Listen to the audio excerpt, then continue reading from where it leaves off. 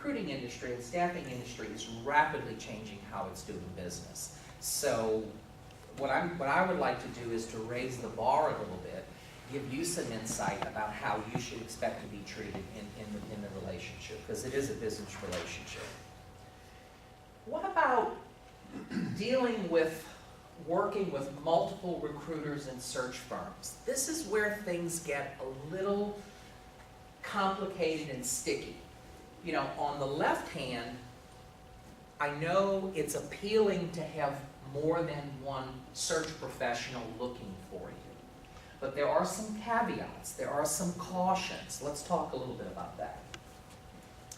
If you're going to work with multiple search firms or multiple recruiters or multiple agencies, whatever terminology you use, it is your responsibility as the candidate to keep good notes and documentation on which recruiters you are speaking to and about what jobs. Okay? I worked this market for 3 years, placed many, many people at Blue Cross, Citi, Bank of America, et cetera, Fidelity, and I can tell you how many times I would go through the process of the pre-screen and the presentation and move forward to present, only to find out that that candidate had been already presented. They had no clue, they didn't remember, they get called by too many people. So your little homework assignment whenever you're working with a recruiting professional is to ensure that your documentation is timely. Throw it on a spreadsheet, you know, text it, whatever you need to do, okay? Next, if the recruiter doesn't give you the client company name, go ahead and ask them. It shouldn't be a secret. Like I said before, you're not going to be able to go in direct anyway. Next, make a note of any special job ID numbers or codes.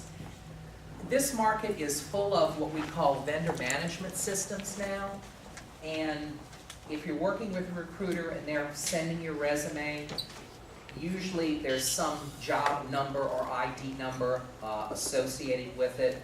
I know Blue Cross Blue Shield is big about all of that. That's your little ticket. Always ask when they're going to submit you if there's any type of job ID number that you need to write down. Okay? Also, you know, I would limit to a maximum of 3 recruiters. You really want to avoid the double jeopardy situations that I referred to and the multiple submittals of the same candidate resume to the same employer. Here's the bottom line. Working with more than 3 recruiting professionals is not going to enhance your job search experience. It's gonna decrease it, it's gonna reduce the efficiency, and it's gonna cause you heartache, I promise you. So, we found a good recruiter. Our resume has been presented to a client company. You get a call from the recruiter saying, great news, I've secured an interview for you. All right? Let's talk about something that I've seen happen a lot, and I don't think recruiters are always really good about coaching you through this. If you get a job interview and you know going into this job interview that you've got something looming on the horizon, a vacation, a wedding, a family event, a hospitalization event, whatever. Make sure that you disclose all of that and give those time off plans with your recruiter up front. The recruiter will know when the right time is to present that information. And it's probably not going to be in the recruiter's initial call to the client about you, because that initial call is going to be to sell you to garner an interview, either a phone interview or an in-person interview. But that's certainly something you want to disclose to the recruiter. Let the recruiting professional decide at what point in the process that information is need to be disclosed. Let's get the client company interested and excited about the prospect of having you join their team before we cloud the issue with that kind of incidental stuff. Obviously, you're not going to discuss that during the interview with the client. When you're given a job offer, either through a recruiter or on your own if you're going direct, you're going to have about 24 to 48 hours to make a decision, okay? When you are offered a job, the employer's ego is in high gear. They are going to be listening for and rating, I may say, your degree of enthusiasm because we've chosen you, okay? If you stall them or you need any more time than this, automatically, right or wrong, the assumption the employer will make is, we're not his or her first choice. And interest wanes, and they start looking at candidate number 2. Okay?